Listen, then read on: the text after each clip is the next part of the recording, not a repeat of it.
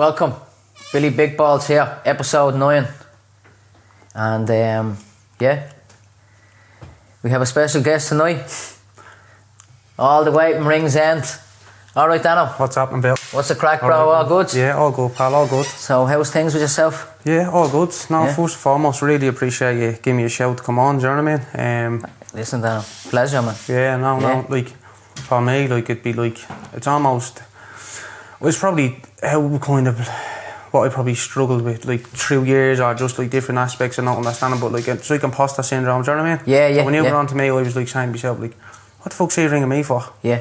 Or like getting on, do you know what I mean? What have I got to offer, you know what I mean? Yeah. And sometimes it's like, convincing yourself otherwise and that, do you know what I mean? Yeah. It's only a chin wag and a chat, like, relax. Yeah, 100%. See what I'm saying? You have like you have a story to tell, Dano, you know what I mean? 100%. Like, look what you do, you know? Yeah. So, do you want to tell your story? Yeah, 100%. So, look, probably obviously grew up in Ringsend my whole life. Like, probably fell into like a little bit of trouble, probably like mid-20s, 2023. It was probably only after I had Olivia, like, and don't get me wrong, like, it's not that like I had this bleeding. An addiction is an addiction in some way or sort of form. It doesn't matter whether it's bleeding. Just because someone has a big addiction. For sometimes for me, like, if some people, like, if I'd say, like, for example, like, I'm sober next month and it'll be 5 years, it's not like that. But like, I don't feel it's probably worthy enough for me to explain what happened to me, because it's like, the way I say it is like, it might have been alcohol or coke or whatever it was, but it's like I can't justify what I went through to think that's like, or it wasn't that bad. Do you get what I'm saying? Yeah. That's where, like, I'd be like, I don't really ever go into it, do you know what I mean? Yeah. Or anything about it like that with anyone. Like, I just kind of keep myself to myself. And I have to keep myself busy, Bill, genuinely, like. So it was like running club, coaching, and doing my own little bit of running, you know what I mean? Yeah. Like, it is a busy schedule, don't get me wrong, but I can't be idle. Like, I just can't sit around and chill out, you know what I mean? Yeah, you have to be active. Yeah. It's not like, to have arrogance and saying, oh, I'm bleeding flat out, I do this, I do. It's not, it's just what works for me. Yeah. Do you know what I mean? No, here, listen, that's the way it is with when you were into, like, whatever, you know what I mean? And you when you start getting away from it, you have to keep your mind occupied. Yeah. Or you just go back into fucking doing stupid things the way you were doing when you were bleeding. Yeah. Taking coke or drinking 100%. too much or whatever. Like, for me, I was probably never played football all my life. Never played at like an amateur level, but probably like the better levels of what is amateur football. Yeah. And for me, like, I probably picked up a bit of a knee injury and it was bleeding. Wasn't easy to recover from. So I done my knee. And Sarah got pregnant on Olivia in the February. I done my knee in the August, and she was due in the bleed in November. Yeah. So for me, it was like, football was kind of all that my identity was. Do you know what I mean? Like, the boys would say to me, you come for the gargle? And we're like, no, have a match. And they just used to slag me and say, you missed that match in the morning. Yeah, you know what I mean? yeah. Some of them will laugh having that, but that's what way I was. I was just bleeding, committed to it, you know what I mean? Yeah. So when that happened to me, and I obviously done my knee was bleeding goose, do you know what I mean? So I done all the ligaments in it, all the cartilage in it, like. Right, your leg was bollocks, basically. Surgeon said to me, like, look, you probably will play again, but it's where the fucking knee brace on or whatever it is, do you know what I mean? And I just couldn't get back to fucking the levels I wanted to playing football. So I started saying to myself, like, football's all I know, you know what I mean? So I didn't know how to kind of deal with that. So then I was kind of drinking to numb how I was feeling about all that, you know what I mean? And it might sound a bit over the top to some, but it's just, I need something to focus on, do you know what I'm saying? Yeah. So I'd be drinking, and then I'd end up, you know yourself, you just end up bleeding on the session and all that type of stuff. And I just went to a period of time where I bleeding, all my head was concentrating on bleeding that. Yeah. You know what I mean? That's what happens. It grabs a hold to you, you know? Yeah. But see, we were talking about this with Alex and all, you know? It's the drink is the bleeding, is the killer. Yeah, like, that was, look, alcoholism, like, I'm not afraid to kind of admit that. And like, it is, like, there is history of it in my family, do you know what I mean? Like, it's abuse in some sort of way, it's confiding in it. But I would rather just drink or, you know, do bleeding coke or whatever to kind of, like, forget that your fucking knee is fucked or 100%. whatever. I used to be able to sit there in the pub with the lads, and like, before I even had a fucking point, to be fucking wanting to do what I'm doing. And honestly, I used to catch my mate's eyes and be like, he's off on one. Yeah. Just talking shy. So I knew I was a nuisance being around people. Yeah. Or it was always like it was like fucking misery, you know what I mean? I was always going in, I just bleeding, I can't do this, and it was like, cop the fuck on, you know what I mean? Yeah. So in around the lockdown then, I played eventually, like, I got 4 months off it. And that was the longest I got. Yeah. And yeah, we went to like, it was like Christmas or something like that, and it was a night out, and I played and wobbled at that. And I went back drinking, and straight away, went on the session again, and I was like, right, fuck it. So that, from the Christmas then, I was kind of back drinking and acting the bollocks, you know what I mean? And then I kind of got to August, and then I just went fucking, I finally managed to kind of knock her on the head, so. But it was in all that stuff of like lockdown, there's no structure, so it was now going to work. It was like just training and going to the gym and all that type of stuff, and like what got me into the running was, like, obviously there was no football to go around, so running was a big thing in the lockdown, and what got me into it was Carl Taff and Dwayne Edgar. So I met Dwayne on a FOSS course. We'd always stayed good mates, you know what I mean? And when I was trying to get sober and all, like, they would kind of run down by Pillbig, you know what I mean? Yeah. I was living in the apartments there at the time, and they'd be bleeding, shouting, and I'll send you videos like, you missed your run. So when he was sending them to me, having the crack in my mind, it was like, keep me accountable, you know what I mean? Yeah. So Dwayne got me running, like, and then I think my dad had either a heart attack or a stroke in around the October, and I just said, right, fuck it, I'm gonna blade. I just bladed and done a marathon. Yeah. On my own back, 6 weeks. I think I've done 6 half marathons. I think I was about 7.5, 18 stone. That's heavy as fuck, like. Yeah, you know, big time, to run with that weight is not easy, do you know what I mean? No, 100%, especially on knees. We done it on that, but that's what motivated me to do it, you know what I mean? Was him and all that type of stuff. And then off the back of doing a marathon, then we played and opened a gym called Calorie Cave. Right. And that was in the back of the down in the community centre. Yeah, I remember. Yeah, great. So, like, it's probably like a little bit cheesy to say, but it was more what I was kind of doing it for. You know what I mean? So with my dad having a heart attack or a stroke, that's cardiovascular disease. So I didn't want anyone else in Ringsend that within your friends experience the same shit that we had to do with. Wanted to help people, my siblings. So you know what I mean? They're just trying to get your heart and lungs a little bit more efficient. So that's where I opened the gym. Now look, the gym lasted a year. And I was just losing money on it, you know what I mean? Yeah. So I just had to pull the plug on it and all that carry on. And what happened with the running club was then the gym closed. I was teaching a little bit of classes here and there, and I just put a running group together, you know what I mean? Now we didn't want the running club because it's heavy tackle, like it's hard work, do you know what I mean? Then we love it and it's unbelievable, but it is busy. So like I knew how good Dwayne and Carl ran in our city, and in my head it's like the imposter syndrome again. I'm not capable of doing what they're able to do. Yeah, you know what I mean? Well, so I think we took 20 or 25 people from Ringsend. They obviously ran a little bit, but they done the inner city event, you know what I mean, 5k, and they done that event, and then that's what I was saying to Dwayne, like, you stitch me up, because when he was announcing it, like, he was like, Ringsend running club. So we finished the event and we got leaving. All the girls were like saying, so we setting up a running club or what? Yeah. I was like, well, I suppose we fucking have to now, don't we? Yeah. You know what I mean? That's it. So I was ringing him, messing with him, saying, you threw me in the deep end, like, but no, genuinely, man, I love it. Like, it's you're going down doing them sessions, you know what I mean? They're going to be pissing rain, and they're all coming down to you, positive as can be. Now look at some of them are like can run and that well, and some of them are only walking and running. But I swear to God, like, it's very easy to look at people that can do sub 3 hour marathons or like done blading 5 marathons. But I tell you one thing, like, for me, you get most buzz out of a beginner, because you see someone at the start and they can't run fucking 200 metre. Right? And they're breathing heavy and they're struggling and they don't believe in themselves, and then you look at them 8 and 10 weeks on, they're doing 5k without stopping, and all of a sudden they're now telling someone else in the club, I was in your position. Yeah. Do you know what I mean? So it's nice to see. That's where I get the buzz from. It's like they come a beginner into a novice, and then they're passing it back or passing it forward, so they say, you know what I mean? Yeah. So it's good in that aspect, like, you know what I mean? There's like an inspiration to people, you know, you are like, you know, people that are stuck in a rut, you know, saying like, every weekend I'm out drinking, I'm doing this, you know, and like, you know, I don't know myself anymore, because, well, I used to, you know, I'd be doing coke and I'd be drinking and all, and you'd be out the weekend, you'd be like, when you're not drinking on the weekend, what are you doing? Like, you know, it's, your life is boring, you go to the gym. Yeah. But now it's like, I go to the gym all the time, and it's strictly for my head, like, you know. Like, and for me, when I was trying to get sober, the only thing I ever chased, man, was a fresh Sunday. Yeah. Because every week I'd say to myself, like I'd get to Thursday and hadn't drank yet, you know what I mean? Yeah. So with the drink, like, it might have just been a point on the way home from work. Now, like, you know what I mean? Or there might be a fucking half a nagging or something like that. It just, I used to just drink to feel normal. Yeah. Do you know what I mean? Yeah. And then the other shit started. So for me, it was just get to every Sunday fresh. Yeah. You know what I mean? So we used to pick one Sunday, like that's 2 Sundays fresh, 3.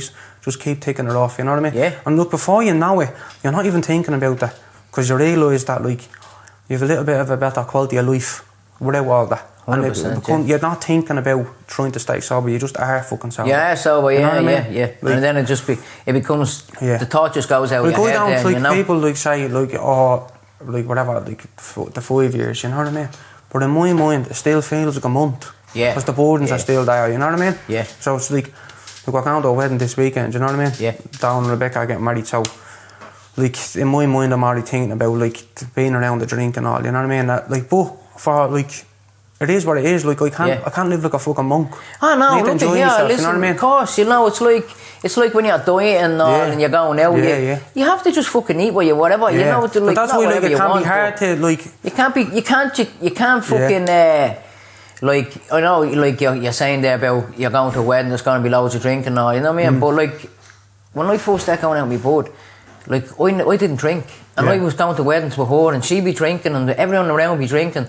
And a certain time at night, I'd be like, right, listen, I'm going to go now because, you know, everyone's drunk, you know what I mean? And when you're not, when you're blading around, when you're sober around people, like, you listen to them they talk some shit, you know what I mean? And you're like, was I like this, you know what I mean? But like, genuinely, like, my mates, like, the close mates, you know what I mean? That, like, you'd have all like different groups you associate with running and doing everything else, you know what I mean? But my close mates were blading, were brilliant with me. Like I remember blading, I was only probably off for a month and I was sitting there having a 0-0, you know what I mean? Yeah. Turning around the day, one of my mates said, "Might have a point," and he says, "You have a point, I'll bleed and give you a dig."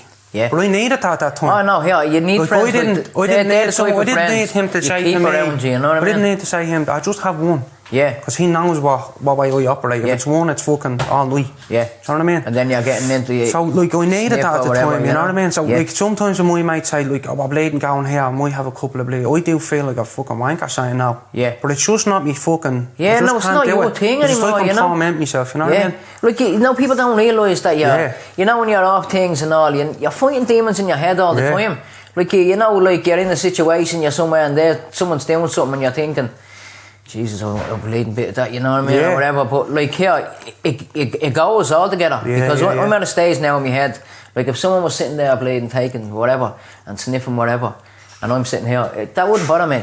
I'm not going to take it. You know what I mean? Don't give me. Look, you know yourself. It's called a spider. It's sometimes hard to fucking avoid it. It's just the environments that you might put yourself in, and it can be there in front of you. But now, as much as it might be, I say I have a burden here and there and all that carry on. There's not an ounce of me that says I want to do that. Like, or I'm going to not that. Like in me, in the back of there's always that little fucker in the back of your head. The little devil there, you know. Always, right? But for me, I don't have it in me to say I'm going to do that. Yeah. Because I'm not. Do you know what I mean? And that's where it came to me with doing the running and all that carry on, you know what I mean? When you have a substance, you lose your priority in terms of what you're bleeding focusing on, you know what I mean? So when I'm doing the marathons or the triathlons or whatever it is, or the fucking a challenge or whatever it is, it's not to get a number or a time or whatever it is, it's just for me to have my attention somewhere. Focus. Yeah. Like genuinely, like I was doing the triathlons with Dwayne and all that for a period of time, and like the lads saying to me, like, "I'm going out see something, you're a fucking mad thing." Or like I go out on the bike and you with the lads, you might do 4 hours in the mountains, like, you know what I mean? Or an hour in the mountains, or you might go out and spin out just on a whim, or you're out running in the mornings and all, and they're saying to me, "You're a fucking mad thing." It's like, it's just what I'm into. It's what makes me sane. Yeah, it keeps you from bleeding. The minute I wake up in the morning, I have to know, like, what my day is like. Yeah. I have to run or do something. Like, my missus knows me inside out. Yeah. She'd see me in a rut for 2 days, and the rut used to lead to having a gargle, and then the other thing had happened. Yeah. So now it's like, I'll be in a rut for 2 or 3 days, and she knows when I haven't trained. Yeah. And she'd say, "Put your fucking runners on. Go out with a hat now." Do you know what I mean? Or she'd say to me, like, she'd say to me, like, "Don't do that, I won't bleed him." No, sorry, that's a slip out, yeah. Like, she understands how we think in terms of, like, I need the fucking exercise. Yeah. Do you know what I mean? Like, I have ADHD. Yeah. Like, to the to the girls. Do you know what I mean? So you need to be active. I work from home every day. You know what I mean? Sometimes you're not busy, as I've been the fucking labour. I'm just sitting there on the YouTube and I fall into me ruts. I won't even open the fucking blinds. You know what I mean? But if I know I have to have me running. That's why I have a blading running coach, because I know myself, keep myself accountable, similar to what way Dwayne done it to me when I started. Do you know what I mean? I look at me app and go, right, run today. Yeah. Get me running. Right, I'm going to have the club tonight, I have crumbling tonight, and I plan me day, you know what I mean? Yeah.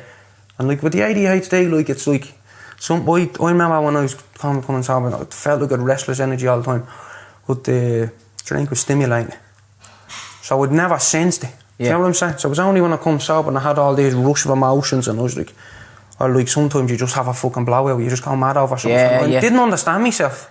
Yeah. It was freaking me the fuck out, you know what I mean? And like with alcohol and cocaine in the mix, you know, you're never going to understand yourself, you know.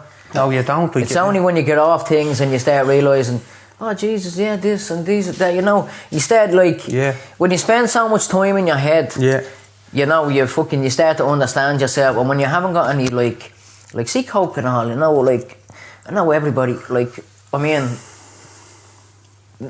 90% of the people out there are on it. Yeah, you go into I remember going into the Jackson. I know this might sound a little bit fucking out there, but it's like people go for a blading, for a bump or whatever it is, quicker than a fucking point. Oh yeah. Like I was in the pub there a while ago. And listen, if that's what you're into, yeah. Like, whatever. But here, listen, you know, it's like. But that's what I fucking do. I'm not into it, you know, like, like I went into a place anyway. And a bloke came out of the Jacks, and I swear to God, I'd never thought it, you know. And I was like, man, I must be the only person in here that's not taking tonight, you know what I mean? Yeah, 100%. But that's why I don't drink and don't, because when you start drinking, at the moment now in life, I have a handle on it. I have drink maybe once a week. Yeah. Sometimes twice, you know. Yeah. But I have a handle on it. It's not like. It's not. It hasn't got a hold of me or not. You know what I mean? 100%. And I don't drink that much that I'm bleeding and start thinking about fucking. I want to get this. I want to get that. You know what I mean? I just can't like. It's like doing like training and all that type of stuff, or like I'd be disciplined enough. You know what I mean? Yeah. Like I'm not a bleeding great runner or that. Like there's lads in the club that are a lot quicker than me. Do you know what I mean? Yeah. But I'd be probably. Wouldn't even be disciplined. I'd be probably be consistent. Does that make sense? But see if it was just like the drinking or the substance or whatever, even if it was smoking weed, it's like, if I have one, it's like, feels like it has to be every day. Yeah. It's fucking weird, do you know what I mean? But you see, that's the ADHD thing. Yeah. Because a mate of mine, you know, he used to be, we bleeding, we get a bit of weed or whatever, like, going back about 10 years now, you know. But I used to, he'd get the same as me. He'd be gone home. I'd be gone home, and then, like, the next morning, like 6 o'clock in the morning, I wake up and there'd be like loads of messages on my phone. Have you any more of that thing? Can you get any more? And I'm like, what the fuck is wrong with you? And he was like, Billy, I can't just sit down and smoke one joint. Yeah. I just have to keep smoking joint after joint. No, I did, after like, joint. when I did give up the fucking, up the drink, I did start smoking. I just felt it mellowed me out. I felt like I'd actually be able to fucking function in me day, you know what I mean? Yeah. So, like, I got to a point of bleeding, smoking and all that carry on, so I wanted to get to the point where I was like, right, I enjoy one, that's fine, but I want to be able to have control over it. Don't want to be abusing it. Yeah, you know what I mean? So every now and again, I'll enjoy one. You have one, Yeah, well, I will. Like, I know it is what it is. Like, I'm very much like you. You see me for what I am. Yeah, 100%. I don't like it. That's fine. You do your thing, but do you know what I mean? I don't hide that from now on. No. Do you know what I mean? Here, that's the thing about me. Like, loads of shit was going to come up about my past and what drugs I was taking. I don't give a bollocks. Like, it's in the past. Like, I don't take drugs now. Yeah. Like, I you know what? I started smoking the weed again there a few weeks ago. Like, I gave it up for about 8 months there. Yeah. Just, I had a bit of shit going on in my head, and you know the way when you're stoned, you start thinking about stupid things, and your head gets a bit. So I stopped smoking, just to get my head straight. Yeah, and now, like, you know, when we have a joint, you know, after like, not in work, I wouldn't, Jesus, like, you know, in my job or that, like, my job is like, you have to be concentrated, you have to be, you know what I mean? But like, you come home, no way. Some people have a glass of wine to unwind. Yeah.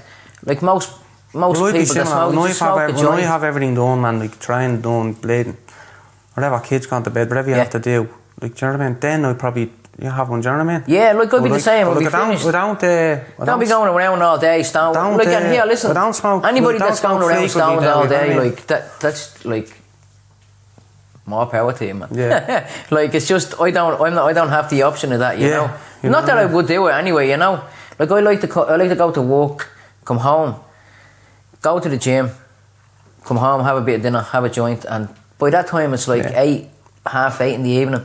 I watch a bit of Blade Netflix or something and then bang, I go to bed. I go to bed about 10 o'clock. What annoys me about it is, like, it's like you can be frowned upon for what you're into. Does that make sense? It's like look you don't fit into what people's perception of you should be or what you are. Do you get what I'm saying? 100%. Like, see with like cannabis and alcohol. Yeah.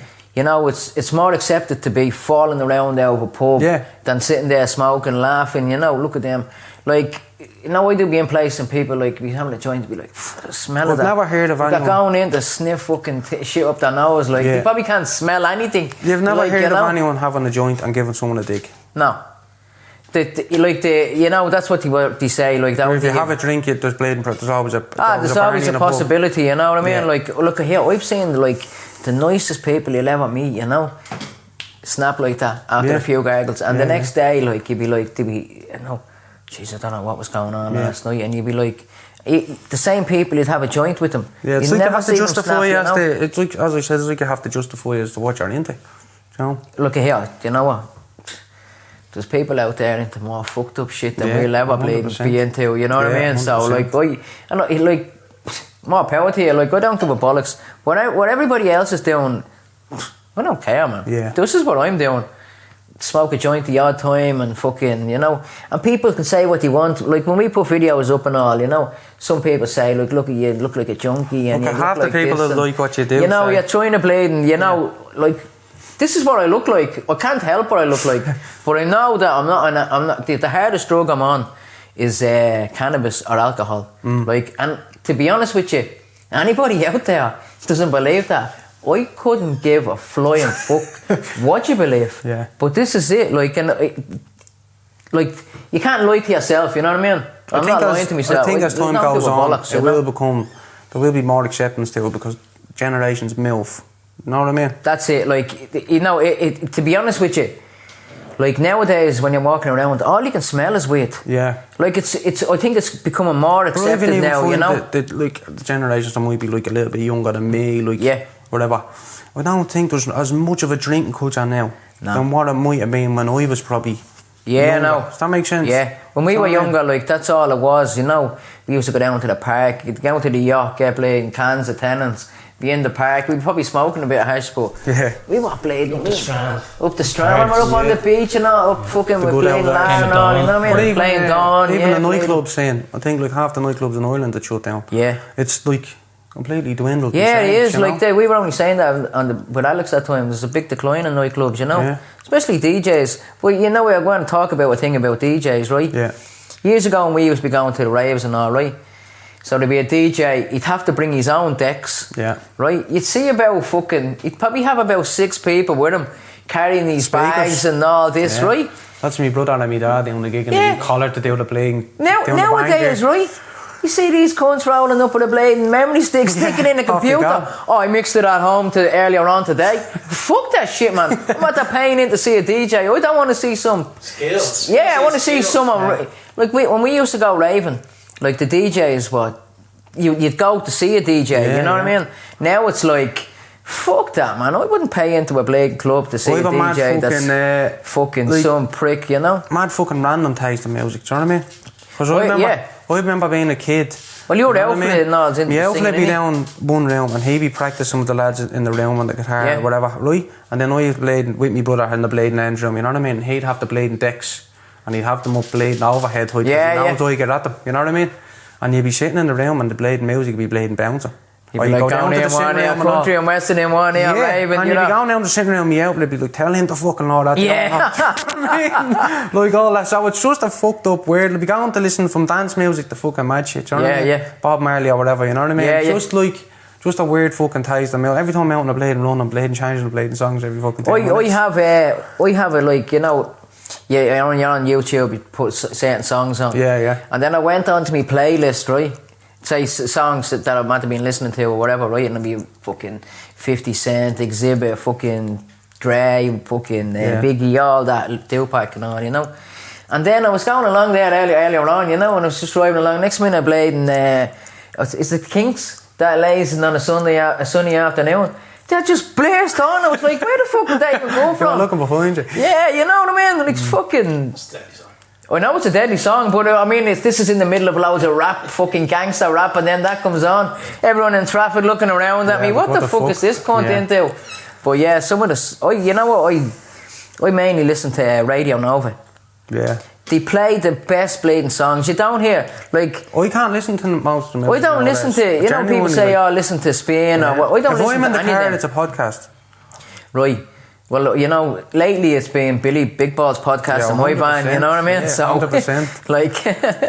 But I was talking to a fella in the gym earlier on, he was like, man, that podcast you did with them two boys. No, he look, said, fair play Billy, to you. Like, I think, like, from my point of view, like, when you start coaching, right? Yeah. And if you stand in front of a football team, right? And it doesn't matter whether they're fucking 6 years of age, 18 years of age, or they're seniors. talking. When you stand up and all them put your eyes on you, yeah. it's like fucking stage fright. Do you know what I mean? More people that can do it. So it's only until, like, I was bleeding nervous as fuck all day, you know what I mean? Oh, no, yeah, listen, that's like, understandable. People, you know? like, public speaking, either you have to do it in college or whatever it is, it's a fucking daunting fucking task. Yeah. Do you know what I mean? So, like, like the thing about me was taking the plunge to do it. You know what I mean? Yeah. Like, see it's here not now easy. and all. Like, if I'm like, this is gonna sound mad, right? But I'm real shy in real life. Yeah. Right, I know it sounds mad. No, but see, seriously, if I'm talking to someone like that I haven't known, they'll be real shy. Yeah. It's only when I get to know you know, that I start to come out myself. Yeah. But like, you know, and like I do be with people in my job and all, and I'll be slagging them, and they'll be like, "Geez, you must hate me. You're always slagging me." And I say, "No, listen, I only take the piss out of people I like." So if I don't like it, I won't take it. So if anybody in my job, they'll say to them, "So if I'm not thing, you know, I don't like it." You know what I mean? But like, I'm real shy. Yeah. And it's like, when I'm on this now, it's different, you know. You're just talking away. I do forget the camera's there. Yeah. It's only when I see you back and all I do be thinking, Jesus Christ. Yeah. But them two boys last week, the shit they were asking me, I didn't know what to say. It was just... It was like, when I said about the 70-year-old Owens, I meant to say 60-year-old. That'll be backtracking. That's now online forever. You can hear Frankie having a giggle and all. Say it. Just put that out. Just put that out there, you know. Well, I'm only big 50. I meant to say 60. 10 years older is not too bad, you know what I mean? But 70, like. So just putting that out there. I'm taking a bite. I'm going to cut that out. Fucking brilliant. But they were mad, weren't they? There was no filter, wasn't There was no filter, but they were great though, you know. Appreciate that. You don't want They were people to real, be, like, you know. like, fucking... You don't want people to be cautious, you just want people to be themselves, do you know what I mean? Because I just think you can see through it, you know what I mean? Yeah. Like, the whole thing about this is, right, you know, we're going to get, like, as many people from Ringsend on, you know, that have a story to tell. Fair play to you, man, because it's great exposure for the area. I think, as you said in previous podcasts, in times gone by, Ringsend was frowned upon. Yeah. But now, as you, like, what you look on now, like, for what the lads are doing in terms of the versatile boys, or even like the likes of Jay and Kane fighting. Yeah. Do you know what I mean? Even if you think of some people... He's a fight coming up as well, you even think you know? of some people DJing, like you're bleeding Kaylee Gleans and all them carry on. Like, it's brilliant for the area, you know what I mean? Why not do it? Like, that's what I always say. It's our area. try and support your own as much as you can, because you don't know how hard it is to do it. You know what I mean? Some people have this thing, you know, like it's probably everywhere, you know. They don't mind you having what they have, but they don't want you to have any more, you know. No, 100%. Like, me personally, I don't give a bollocks what anybody has. Like, I have what I have. I'm grateful people for put what you I on a have, pedestal you know? to then Yeah, like, that's, you know, but... shoot you down. Yeah. But the area is, it Ringsend, like, there's fucking heaps of time. Look at the football coming out with Dano and fucking... Yeah. You know, your man Sean Thing and all, you know? Yeah. And even young Solo, he's after getting a mounted trotty. Yeah. And he's with Rovers and stuff like that. Yeah, someone mentioned he's about... got a great opportunity before. Like, someone mentioned about getting him on, maybe. Yeah. Like, talk about his... Like, you know, I was talking to somebody about coming on, right? And he was saying to me, oh, fucking, you do be going on about drugs and this, that, and I couldn't talk about this, and I said, listen, that's what I talk about. Yeah. You can come on and talk about anything you want. Yeah. You don't have to talk about drugs. We just have a conversation. Yeah. It's just that we're trying to get a message out there to people that there's better things than drugs. 100%. Like, look at you, right? Yeah, you were into the coke and you were into the drink. Now look at you, what you doing? What was... You were saying to me there earlier on, you were running marathons in Spain and all. Yeah, so we done. We went away with Inner City. Now they had kind of done a couple of like running trips away before that. You know what I mean? So with the running club and the scene, there's a fella called Ken, and he had Cherry Orchard. You know what I mean? So he probably put community running clubs on the map. Right. And then like Inner City came along and stuff like that. Now to be honest with you, like I'm not being biased because he's me mate and all, but I just think he's probably put the game through the roof, because you look at the events they do, Bill. It's amazing. astronomical what they're doing, do you know what I mean? Like, I think that when they went to Rome on that first trip away, I think they'd 5 or 10. Right. And then the following year might have been Barcelona, and I think they'd 40 people doing marathon. Incredible, you know what I mean? Yeah. So that was the first trip we done away, you know what I mean? And yeah, we kind of got stuck into like just doing all the marathons and shit like that. It was good buzz, and Dwayne said to me one day, like, we're going out to sea point to do a sea swim, you know what I mean? Yeah. We have the boys and all. And as I said to you earlier, like, bleeding addicted personality, you know what I mean? My bleeding board be petrified of what I'm going to do next. Fucking going to spend a fortune on it, you know what I mean? Yeah. And we were down and out and bleeding sea swim one day, and yeah, fucking, like, we grew up in the surf dock. Yeah. Years. You'd be over in the surf dock down 6, 7, 8 hours a day in the summers. Yeah. So we'd no real fear of open water, you know what I mean? Like an older generation to you, but we be the same. Yeah. We used to swim down, you know, down the Stella Maris there. Yeah. Well, before that was all built up, there was like a big fucking a big wall, and everyone used to dive off and into it was all barbed wire and all on it, you know. And the same over the surf dock. Yeah. Well, we used to swim on the other side on the locks and all, you know what I mean? But no fear of the open water and all. And no. When you were a kid, you'd be cycling up the canals, going training with Crumlin and all. So when you think back on it, like in terms of like you do a sport and all of a sudden you find yourself that you're comfortable at it, you know what I mean? And like you look back, like you've a good base there, do you know what I mean? So like me being out, like sea swimming, you know what I mean? For the thing that I found the most with people, whether they run or they take on something, it's like as soon as they find like a certain level of discomfort or like a little bit of outside that comfort zone, it's like they shy away from it straight away. Do you know what I mean? I always try and say to them in the running club, like, let's say like tonight, like they had the intervals to do, you know what I mean? And they're not fucking easy, like. And I said to them, I said, when you're in the middle of it, just like, I know it sounds hard, don't fucking bottle it. Just keep biting down and going. I said, if you get to the end of it and your target's to do 4, but you only get 3, just focus on getting the 3. Yeah. And you get the 4, you know it's your last one, you will do it. Yeah, you know what I mean? Yeah. And it's like, keep on doing it. So like, the triathlons, it was just kept me sane. I just chased a good quality of life. I was out in the sea swimming, I was up cycling. Yeah. Whatever. And I swear, man, like, you just have to experience, when you're up in the mountains and you hit Sally's Gap, or even if you go to, it could be the Blessed in the Lakes, man. When you're out on that bike and you have the scenery and all on your face, like, and you're saying to yourself, like, this is the fucking, and you have your music playing in your ears, whatever. It's just the life. It's fucking unreal. Yeah. Do you know what I mean? You're high off the life now, you know? Like, sometimes I'd run around the Fino and it'd be like, with the lads, you know what I mean? And it'd be like 8 o'clock in the morning. It's fucking, it's good. And some people say, you're a mad cunt down now. It's like, it's fucking unreal. Yeah. It's a great buzz, like, you know what I mean? You know the hardest part, Bill, is out of the car, breakfast into you. Yeah. And getting the fucking runners on. Like, you know what, but here, see the feeling that you're getting from that? Yeah. Well, that's what everybody's chasing when they're taking cocaine. That's exactly it, man. That's it. That's exactly it. And you don't realise until you're when you get off things and you stay. Yeah, exactly. When you get off shit. When you're drinking all the time and you're always stimulating your endorphins, you know what I mean? Yeah. So when you come over straight away, you're fucking flat as a pancake. Yeah, you don't know what to be doing with yourself. You go to the gym 2 or 3 days a week and you feel good, and then all of a sudden it gets a little bit hard. Yeah. Do you know what I mean? And you give up. For me, it's just, I have to do something every day that just makes me happy. Yeah. And it's just what way it takes me box, you know what I mean? It's the whole thing, this is your life, you know what I mean? Yeah. Nobody else can control your life, only you. You shouldn't let anybody control your life, you know what I mean? For me, it's like... And substance. Whatever it is, whatever substance it is, it controls your life, you know? Yeah. Like even me, before I gave up the weed that time, Like I was smoking it all the time. I couldn't go away, right? You wouldn't be booking a holiday because you probably know you can't get it. Yeah, you'd be only booking, like someone said to me, here. come on, we go to Turkey, and I'm like, Turkey, fuck off, you can't get out over there or something. You know what I mean? But, so that's, and then it came to the stage then where I was like, fuck that, you know? It was like years ago we were on like fucking methadone and all, you know? And you can't go anywhere when you're on it, right? Now don't get me wrong, when I was on it... Does it make you edgy or what? Is it just... No, it gives you, you're relaxed, you're chilled, you know what I mean? It gives you like, say, like, if you're on gear, all you're thinking about is it, you know what I mean? Where when you're on the methadone, it takes away that fear of having no heroin, you know what I mean? You have 100%. Methadone, so that this is your crutch now, you know? Yeah, I get you. But like, I was on it, like... So what you say there about that is like, how you explain that is like what exercise does for me. Yeah.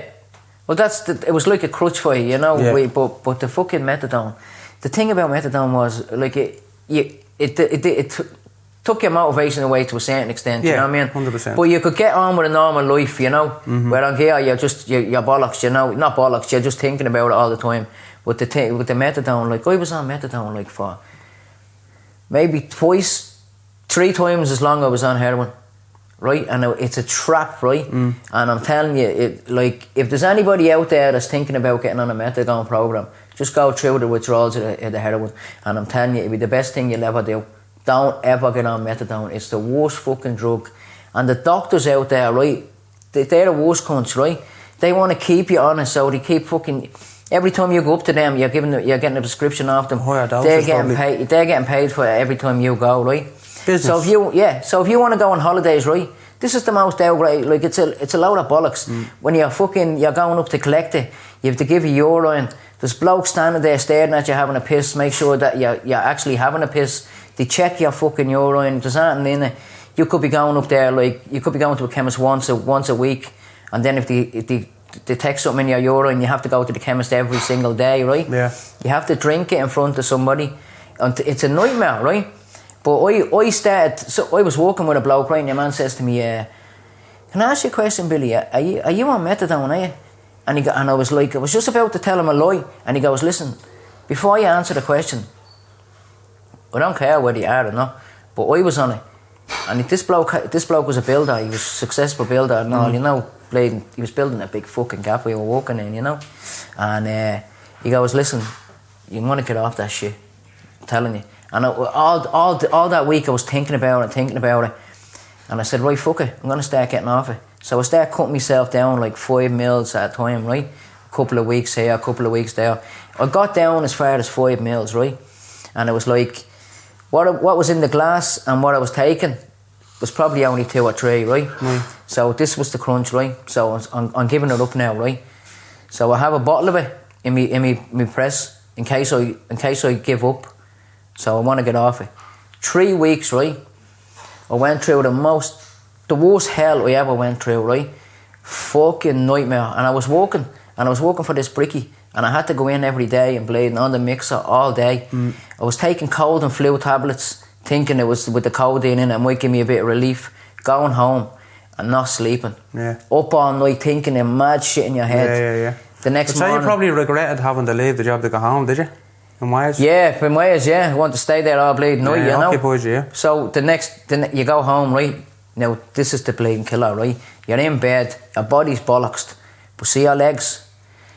They're irritated, they're agitated, you're up, legs. You're moving around. Yeah. No matter what, right? Now, this went on for 3 weeks, and I had the methadone in me drawer, and I can take it any time I want. And I'm sitting there thinking to myself, you can take that now and give up. And then you're going to go back to square one, you're going to have to do this, that, and right? Yeah. So eventually, right, 3 weeks it went on for, and one night I went to bed, and I slept.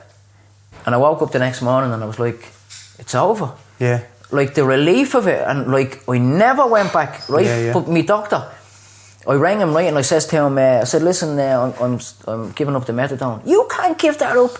Your body's going to go into shock. This is a thing to keep you on it, you know. It's hard enough what you just went through to listen to that. And he's saying to me, listen, I said, listen, fuck you. And he goes, listen, don't say anything on the phone now that's going to jeopardise you getting back onto your programme. I says, you know what? We always thought you were a slave and cunt.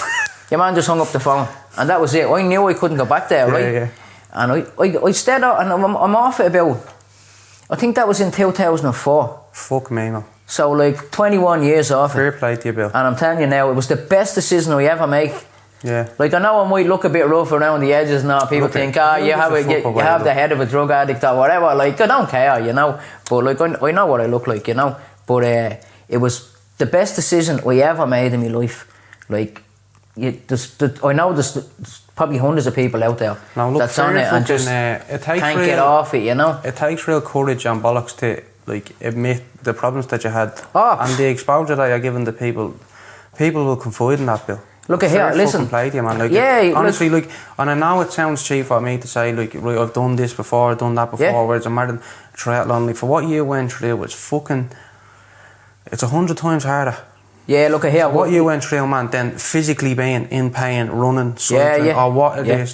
Because realistically, man, when you run, even if it's your fucking first 5k or the 10k, realistically, it's only like, it might take you 40 minutes, right? Yeah. It's 40 minutes of fucking feeling uncomfortable. Yeah. But once you stop, you're cool. Yeah. Do you know what I'm saying? Like, so for what you went through, with 3 weeks? 3 weeks. Of that. And you know what? At stages in it, I thought I was going crazy. Hallucinating. I'm at home and everybody's asleep, you know. Yeah. And you're awake all night, every night. You're getting up the next morning. You're getting up. You probably got an hour, even 20 minutes sleep. You're getting up and you're going to work, and you have to just keep going through it. It was the worst 3 weeks of my life, but it taught me so much. It was like I never put myself in this situation. Gave you discipline. Yeah, exactly. But here I broke my elbow, right? Well, smashed it to bits, right? This is only going back about 3 or 4 years, right? And I was taking these fucking Solvadol, right? Fucking codeine yokes. Now they were bleeding great for the pain. Like I was whacking them out. No, we had to take them after the operation. Yeah, now look, they were strong, you know what I mean? No feeling you like you're bleeding. Yeah, but like my arm was fucked, right? So I was lashing them out of it. And then my arm was starting to get better, you know. So it was time to stop taking them, you know. And I never thought anything of it, you know, with the codeine and all this, whatever. But one night I was sitting in my gaff and someone sent me a video. Now, the video wasn't even that bad. But I started thinking, mad shit I was looking at and I was going, that could happen to me. And then I was like, what's wrong with me? I was starting to think, like, I was thinking to myself, it's like when you're coming off the fight. You have them same mad thoughts in your head and all. And then I just twigged it. I said, the bleeding codeine in the yoke. I'm after being addicted to this. I'm after being on them about 3 months. And I stopped taking them. And it's even people like a bleed and have a fall with their hip and have to take it for the pain. They become hooked on it, you know what I mean? I know a bloke fucked up his back. This is going back about 20 or 30 years ago. He's only a young bloke. But he had to have morphine injections. And he's still on them to this day. 20, 30 years now. So he's he's basically like a heroin addict, you know what I mean? Yeah. He has to keep taking them all the time. So, and he's, you know... reliant on them. Yeah, reliant in your quality of life, like, you know. It's not people easy. Don't realise, you know, like, listen, there's anybody out there that's thinking of taking drugs, don't fucking do it. Like, whatever about, you know, people say, when you smoke hash, that's the gateway drug and all. It's a load of boys. Look, for me, it's the circles you put yourself in. Yeah, exactly. Like when we were younger, we used to hear stories about people, you know, they get you addicted to drugs. What they do is they give it to you for free, you know. I never got drugs for free off nobody. Yeah. Nobody ever stole. You know, you used to hear stories when we were in school. You see the drug dealers, and they're outside the school giving them away to people to get them hooked and all. No one ever gave me drugs outside the school or anywhere, you know. Yeah. And you know, it's another way. You ever see the guy? You know, they catch somebody. They caught a mate of mine years ago. I think he had about £20 worth of hash, and he said he had £250 worth, you know. And it was like someone said, it'd be great if the old bill were buying that drugs off you. It's not worth lining it up at a zero. Yeah, like years ago down in Ringsend and all, like if you smoking a bit of hash, like it was a major deal, you know. Yeah. We started doing these and all, and it was like if you were caught with them, like it was like just a class A drug, big siren going off and all, you know. The fucking getting bleeding fucked out of bleeding flats and everything. Yeah, fuck. But here, listen, man, when we were younger, like fucking, you know, everybody in the town hated us, man. Yeah. We were just little cunts. We were like little bastards, weren't we? Like we did things now like. At least you can admit it, you know what I mean? No, here. Bleeding denial. Like there's no denying it, you know, like we were little cunts, we were little bastards. Like, you know, some blokes, I don't know, outlets or whatever, probably you'd say, I remember him when he was a little cunt. You're right, I was a little cunt, you know, but look, I'm not a little cunt anymore. I'm a big cunt. No, but everyone has an opinion, you know, that's you know yourself. But opinions are like arseholes, everyone has. Exactly, especially down Ringsend, like, you know, everybody seems to think they know you, you know. Yeah, 100%. That's why I don't really hang around with anybody, you know. I have 2 or 3 mates I go out with, that's it. I've loads of friends, but about 2 or 3 real good mates, you know what I mean? I think as well, look, as you grow older and you bleed and have your own bleed, families, you push away from people, you know. Distance, like, you know what I mean? Yeah. Can't be life gets in the way, you know. Yeah. You just, you know, the ones that are always probably still with each other are bleeding, single or bleeding, do you know what I mean? Yeah. Like you just move, get on with your life, you know what I mean? Yeah, your friends, things that were important to you 10 years ago. Your perspective changes, do you know what I mean? Big time.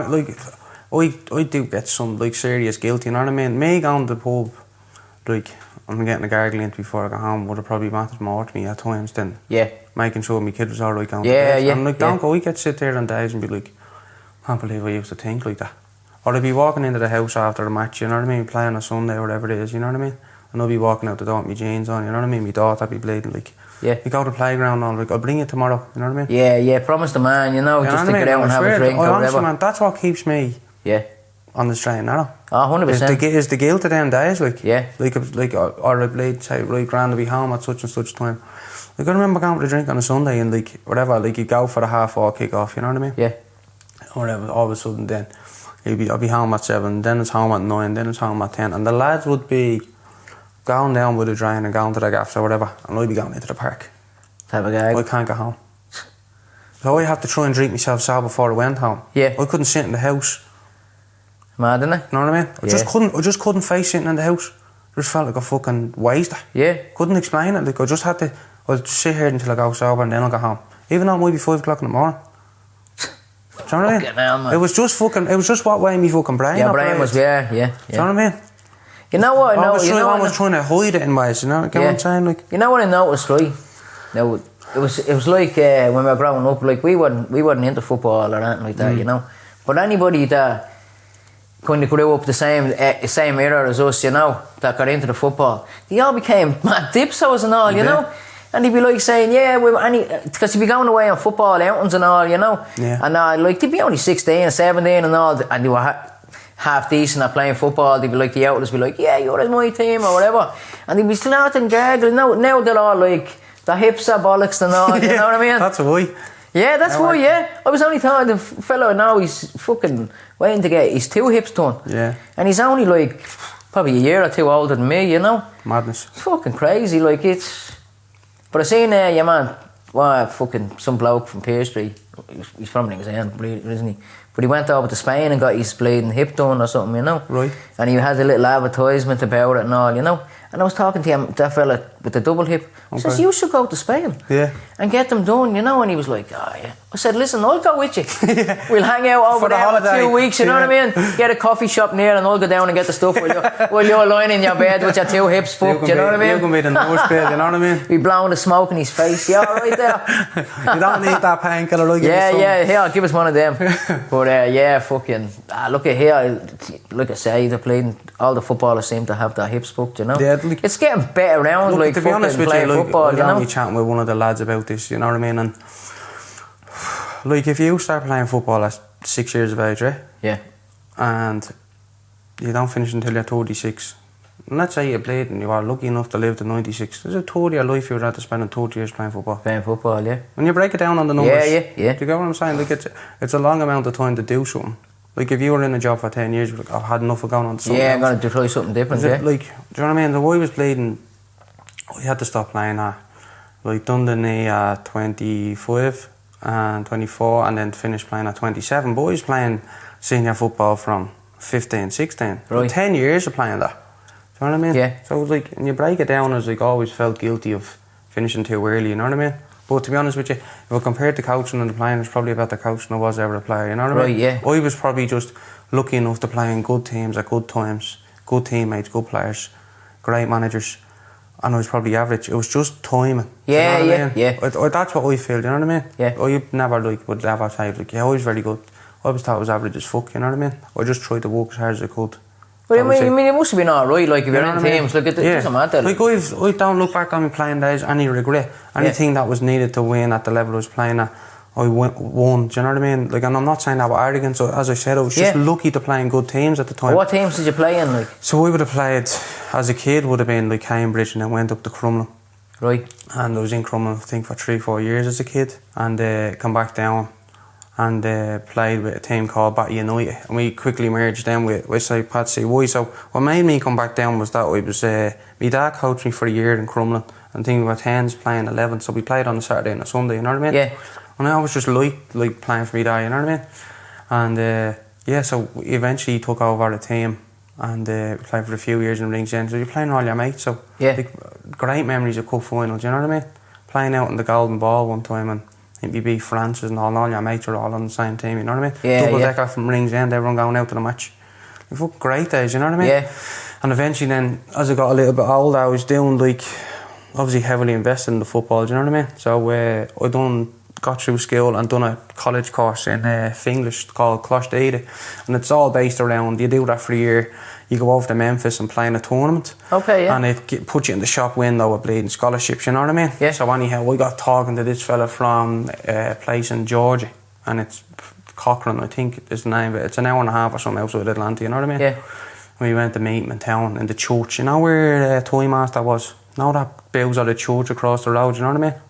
We went in there to meet him. Yeah. In town, like, an hour I thought you were talking about somewhere in America. I was thinking, what? He was an hour or an hour and a half late, you know what I mean? My outfit doesn't do lateness or patient. I'm fucking hour here, you know what I mean? So he went around the corner for a point. He goes, ring me when I'm there, because I'll choke if I am there, you know what I mean? That's what he's doing, you know what I mean? Paddy's not having any blame, taking any shit. He's respectful, do you know what I mean? Yeah. But turn up on time. Yeah, he fucking does his head in. Like, lateness does his head in, you know what I mean? So when we went in there, like, he came in with this fucking brochure, you know what I mean? And showed you all the bleeding pictures and all that carry on. Yeah. So anyhow, my man and dad got the blade money up, you know what I mean? And the way it works in America is there's 2 semesters, you know what I mean? And you can get a scholarship that's full go, or you might have to pay a partial scholarship, you know what I mean? So they said, right, $2.5 grand per semester, right, so $5 grand for the year. So I was like, right, I'll give it a bash for the year. If I can get a better move elsewhere, I'll go on a full. We went over, man, and I'd say we were there a week, you know what I mean? And we were just like in and around all the facilities, and I was saying to one of the boys, like Connor, and I was saying, like, what's the story with these facilities? Like, these are all different ones, you know what I mean? Yeah. And all the internationals were there, like, it's like lads from Hungary or another lad from Ireland, a few lads from English. He goes, he show you the brochure and start laughing. Yeah. He's showing you a college from down the road. Right, okay, yeah. They're one of the best, you know what I mean? Fucking con, man. Trying to get you over. He used to come, he'd make us train at 6 o'clock in the morning, you know what I mean? It was just what way they do it over there, right? It's like you have this big fucking pre-season that you do. The fella come down with a bottle of Pepsi, bro, and there'd be whiskey in it, you know what I mean? Yeah. You smell it up. You fucking smell it up, you know what I mean? Scamming these cunts, you know? So, what happened was when we were over there, he turned around and says to me, like, look, the way it works is you can only have so many internationals on the roster. You have to leave so many for Americans and all that carry on. That's just what way the cookie crumbles, right? And 2 lads from Miami come in, you know what I mean? And I was like, well, what's going on here? You know what I mean?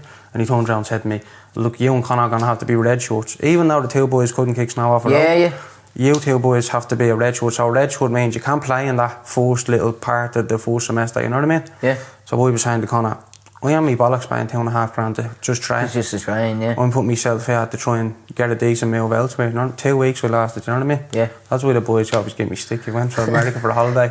You know what I mean? Isn't there a fella from Canos or something that plays in some American team or something? Noel McCabe. McCabe, yeah. Johnny McCabe's little brother. He's in. That's a great achievement, he's isn't it? Is it Louisville or something?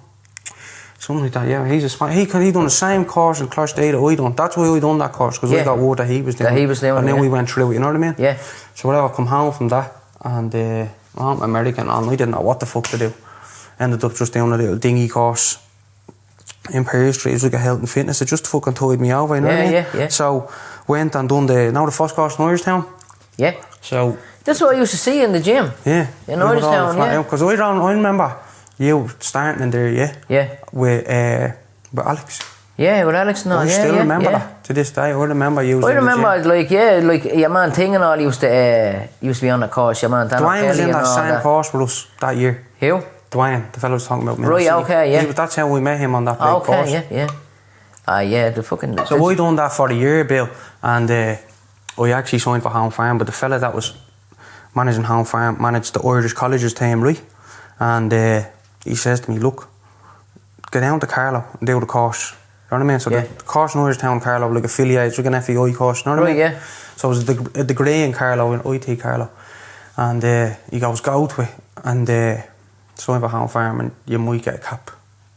You know what I mean? Yeah. So I was like, right, fuck, I'll give it a blading bash. Yeah, I know. So whatever, done the blading, done the fucking degree, and in the second year in college, there's the World University Games.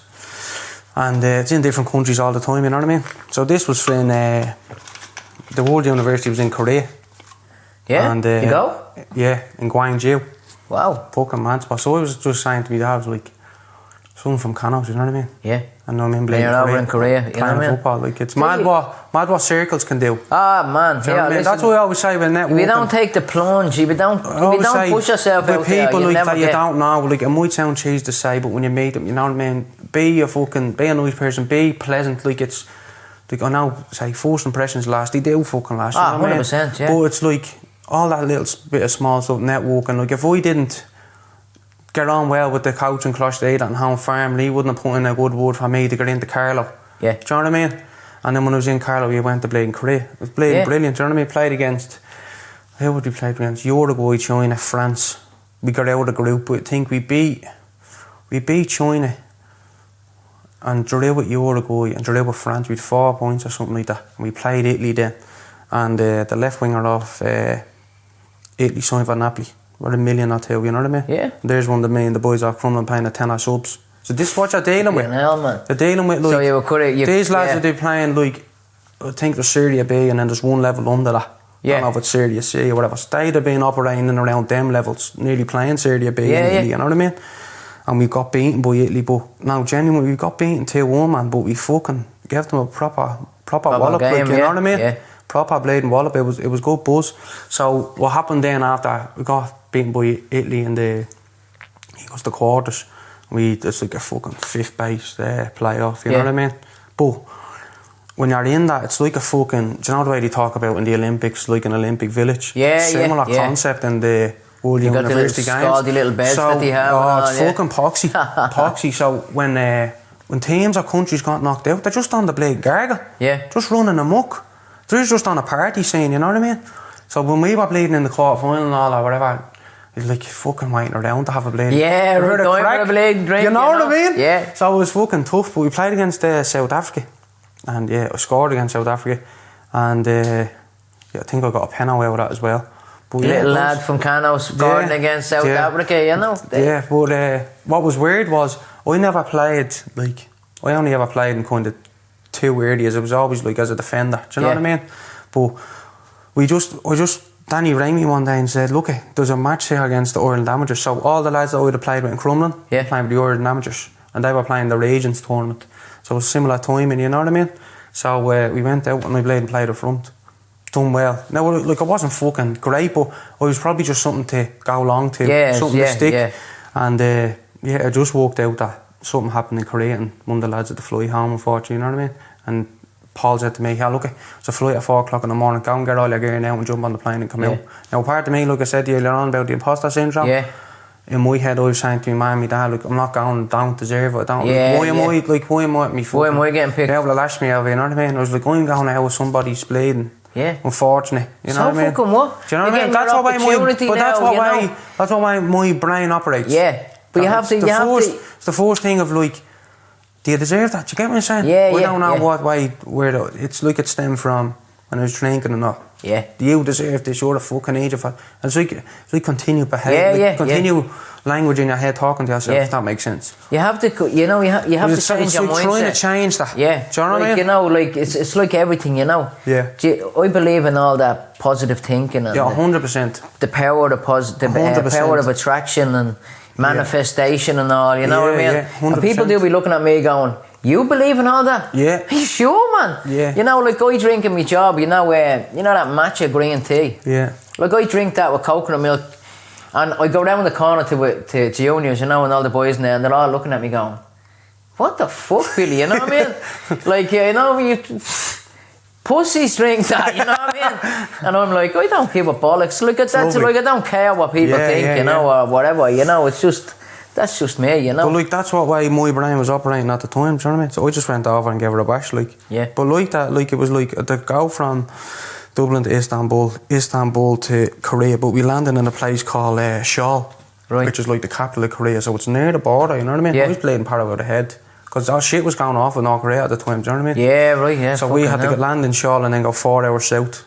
So we'd only landed, we had like, I think I missed the Uruguay game. I think as the boys played that, and you 2 days rest, and then it was the China game we got to, like, I remember being on the bench in the China game, I was sitting there, it was like grateful I'm here, but I'm like, I can't do fucking 90 minutes here, I'm bleeding flat as a bleeding pancake. Yeah. Even against France, I was fucking bollocks, just the flight and all, and the humidity, like, it was so, like, it wasn't as warm, Bill, but the humidity, man, it was like you had a belt on your chest or something when you were running. Yeah. It was weird, like you're playing over here, like, you're bleeding, go up and down the pitch 2 or 3 times, you get a little bit of a breather. It's like you couldn't. Yeah, you couldn't catch your breath. Catch your breath or acclimatise to it, you know what I mean? That's why they wear all these masks and all that shit. The training and all that, the altitude or whatever, you know. I don't know if they have a different altitude to us, I don't know, but I know, I think genuinely it was. But I did find that when I did come home, I felt fit, like a fit as a fiddle, yeah. But what happened was, so that was in the start of July, right? And then that went into the year, so I went straight back into pre-season with Crummer. Yeah. And I done my knee a month straight after the tournament. Fuck. It's bollocks. The first game of the season. Jesus. Done my knee, yeah. So that was 18 months. You can, like, and then you. So that's what I had. People that listen to your story now, they'll understand more. Yeah, where it comes you were from. Fucking depressed, you know, and where not depressed, but so you needed it. Fucking. And what happened to me with why the gargling and all started, right? As I was like earlier on, the boys say come out with a drink and all, and I'd like, I walk out to this party or that party, and I was like, no, if I'm matching that, I felt I had to prove it to them. Yeah.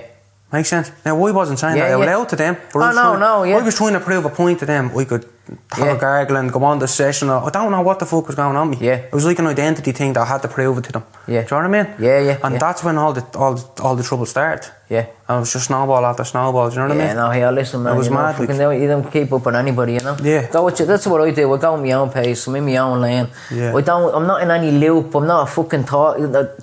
If anybody has anything to say about anybody, I don't want to fucking know. Yeah. I'm in my own little bubble now, and I'm happy there, you know. And that's, look, genuinely, that's like what way I am, mate. Like, do you know what I mean? I try and see the boys and all that as much as I can and all that type of stuff, but like, genuinely, you're bleeding. You're out running all the time, you know what I mean? And not only that, like, if you're like catching up with lads, and that's the best part about it, you know what I mean? Like, you know, if you want to catch up with your mates and all, just say, listen here, let me go out with a coffee. Yeah. Or we go out with this, or we go for that, you know, like, this is what you're into. But looking at your side, but you know, if they are mates, you should say, right, let's like last year with the club was only a blade couple of months old, you know what I mean? Yeah. And we'd be going down the track and there'd be about 16 of us, or even 10 of us, 8 of us, or there might have been blade 4 of us. But it was a serious bus. Yeah. And everyone pushing each other, you know what I mean? Like, Georgie from where you are, like the Georgie, yeah. I'm going to get Georgie on, actually, you know that? He's gone through he'll run sub-3 in Dublin, no doubt, this year.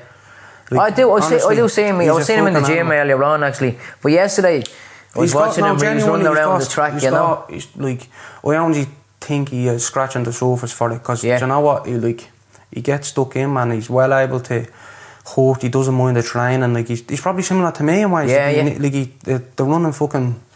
I tell you, right, for the last week, they're out there having a barbecue set up in the flats. He's fucking got it. And like the Lord Mayor down there. Every single day I go in, George is there cooking steaks, and we walking by and he goes, do you want a turkey sausage? Want a bit of steak? You're like, fucking hell, man, Mr. Barbecue. He's on the host. He's on it. Him and your man, what's your name? The Burger Cartel, Steve. Yeah, 2 legends. The two of them are there, and they're going, boy, do you want a steak? You want a steak? They're like fucking road paintings down there. I'm telling you, man. But yeah, that's the style done a great time in Belfast, like, you know what I mean? Yeah. And I don't think he bleeding. He broke his bleeding kneecap, like a proper injury like that he got, and he was at a great level before he got injured. Yeah. And he was bleeding. He'd be down on the track, he'd be taking videos from me for the running club. He was always there in Fairnstown, do you know what I mean? Yeah. He was great, like, so, and you'd sometimes see in his face him not running, do you get me? Yeah. But genuinely, like, he went from, he done Dublin in October, I think he done 3:26 or 3:25, and then he ran 3:05 in Belfast. Like, to do 20 minutes off a marathon is fucking no joke. Yeah, big time. It's serious running, and I do think like he's serious potential, George. You know what I mean? He does. I do see him in the flats, right?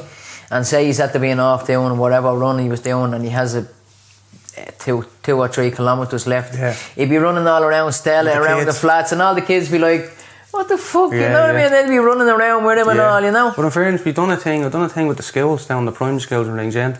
Because my Olivia would be in the girls' schools, you know what I mean? Right. And I was like, you know yourself, phones and all this fucking bollocks, you know what I mean? And fuck's sake, man. Whatever, I just wanted to fucking more, like, just get her active, you know what I mean? Yeah. Just get her into the running. And in fairness, what she does, she gets stuck in, you know what I mean? Yeah.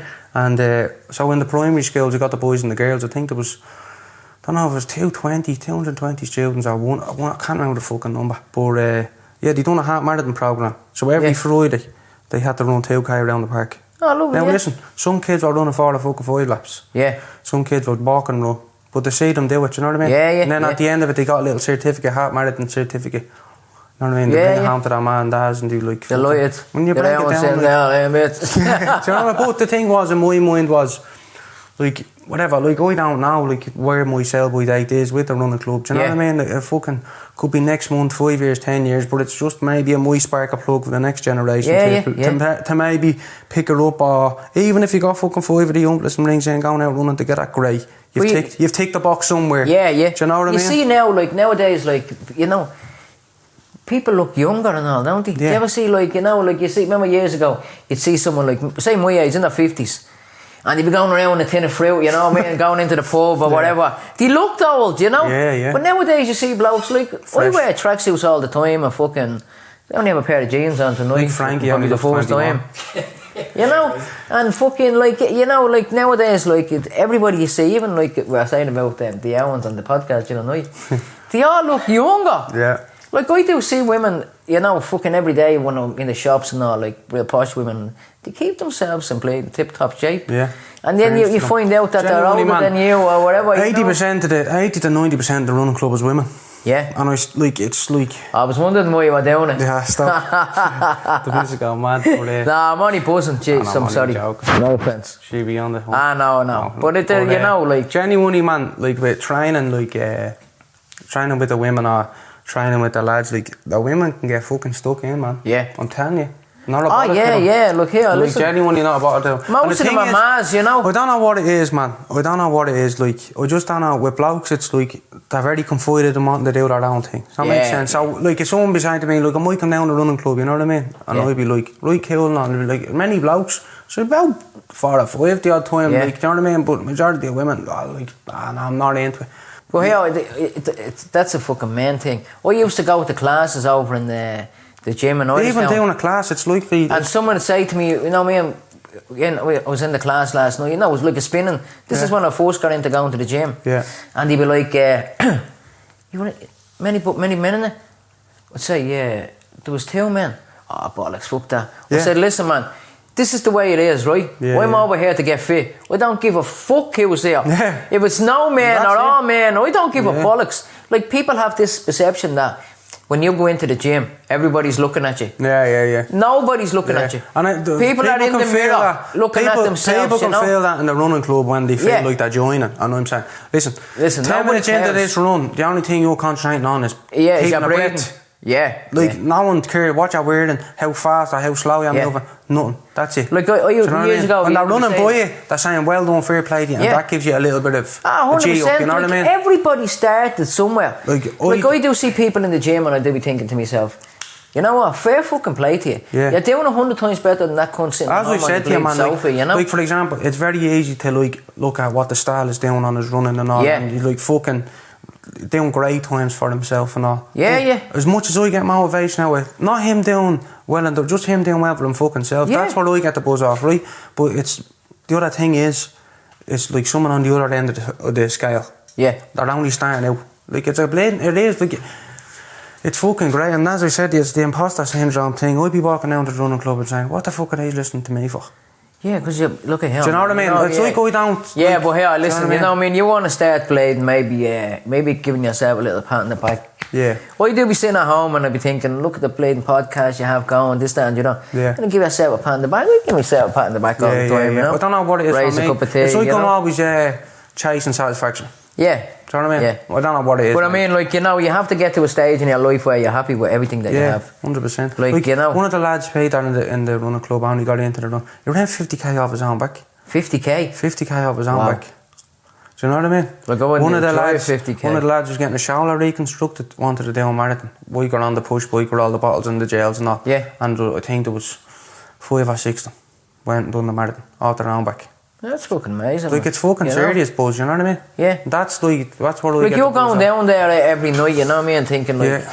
oh, what these are. But they're all down there waiting for you. Here's Dano, Yeah, he's going to yeah, motivate us now to 100%. do this, you know? No, 100%. So, like, you know, give yourself a pat on the back, The man. big thing for me is the balance is with the 2 kids, pal. Do you know what I Yeah, mean? So yeah. it's like, I do the school run, you come back, you get the kids from your ma's or collect from the creche, right? And you're going home, you put the dinner on, you have a half an hour with them.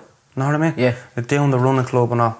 And then I'm getting in the car and I'm going up the Crumlin and I'm down the couch and coming out. When you open my front door, 2 kids are asleep. Yeah. You know what I mean?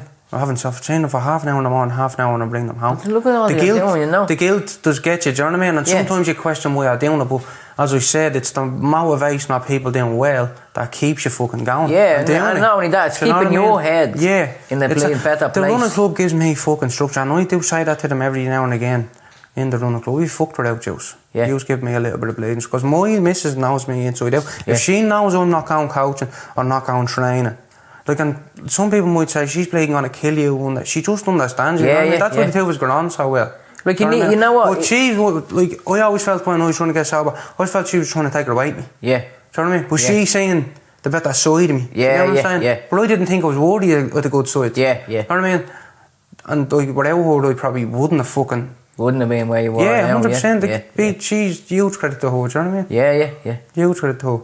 Oh, well, big time, you know? Do you know what I mean? So yeah, like, I have to say, like she allows me to do what I'm fucking doing. Do you know what I mean? Yeah. Like, she, Like, I need structure. Like, Yeah. myself, just in my life, I need to, like, have a job, getting up, going this, doing that, doing this.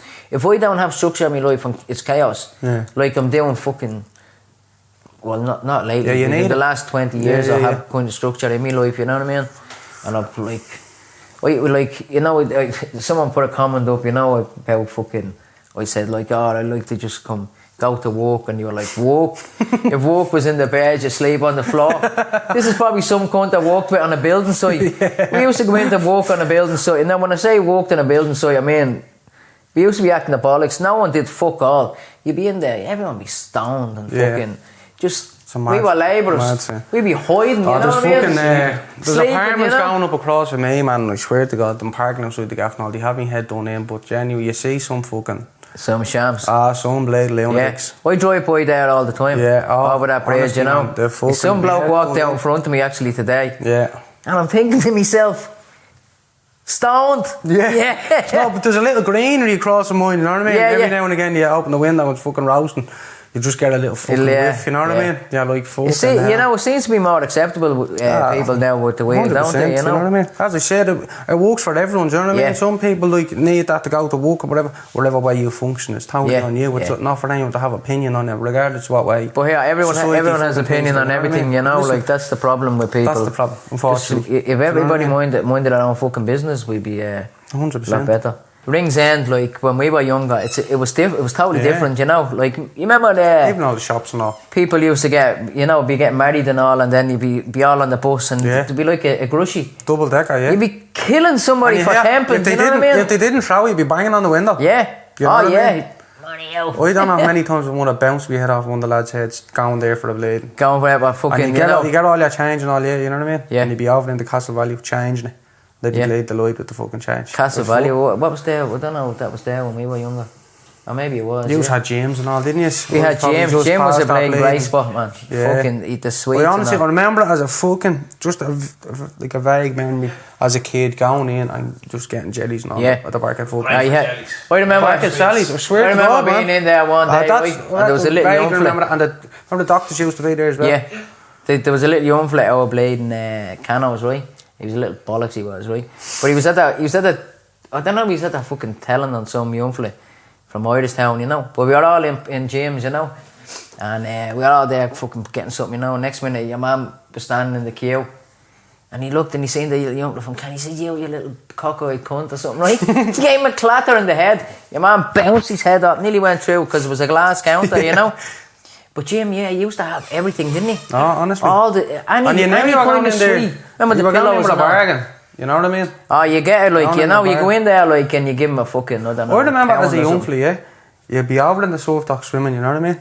And you have the wetsuit down, you walk back over and you'd go into Ferraris or the whatever. Yeah. And you'd only have fucking change in your hand, yeah? You get a bag of chips and a blade bottle of Coke. Yeah.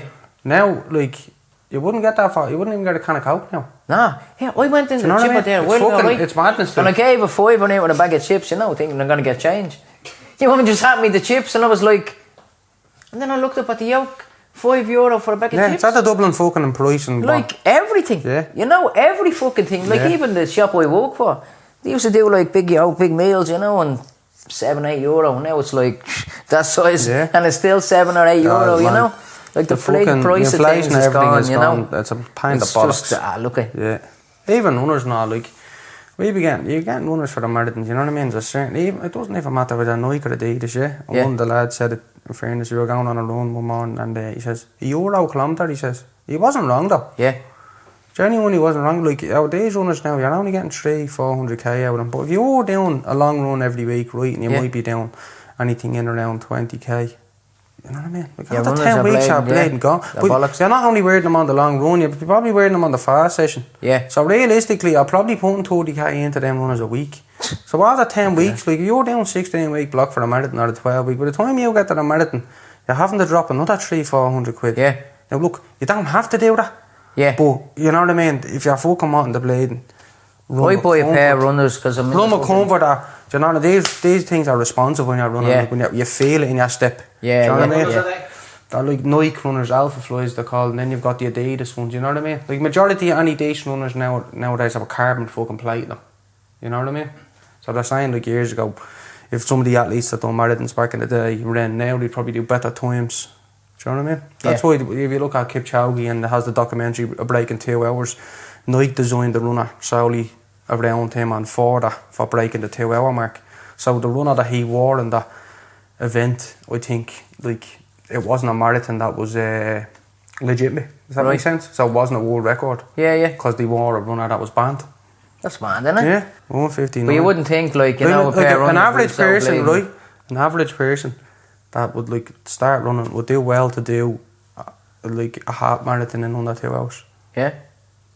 But struggle, like, you know. And how big is a half marathon? 21k. Right. Like they would, they find it difficult, you know what I mean? Yeah. Now it depends on what level you come from. You might have had a background in football or doing something else.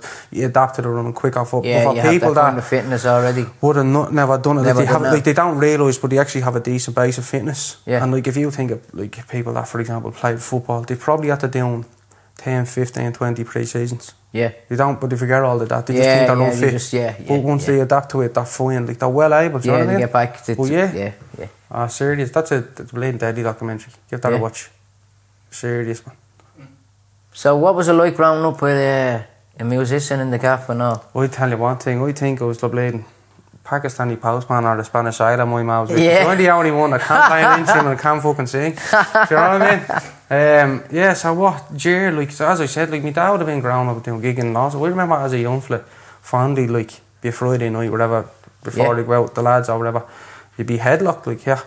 Help us with the gear, or you'd Yeah, be carrying yeah. in my dad's guitar, or you'd be going up to Sally's or Bunnets or the IH, and you'd be Loading lifting up for yeah, like, you know what I mean? Yeah. And it wouldn't be like, I'll give you a hand, it was like, you know what I mean, carry the blade and speaker. Yeah, yeah. So it was deadly, like, but sometimes, like, you used to go gigging and all with Jared, sometimes you'd be doing the karaoke and all. So, yeah, it was good crack, like Yeah. sometimes your nephew Josh goes with you.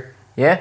He's only 18, he's not a boss. He's a nice young Josh, I like him, yeah. You know what I mean? So That's Rachel's young yeah, isn't it? Rachel's done a great job with him, you know what Yeah, I mean? 100%, he's, yeah. so he's starting to get into it now, you know what I mean? Yeah. So, like Just keep it going, my innit, niece yeah? can, my niece can sing and she plays the guitar, like, you know what I mean? So all the McGuinnesses are.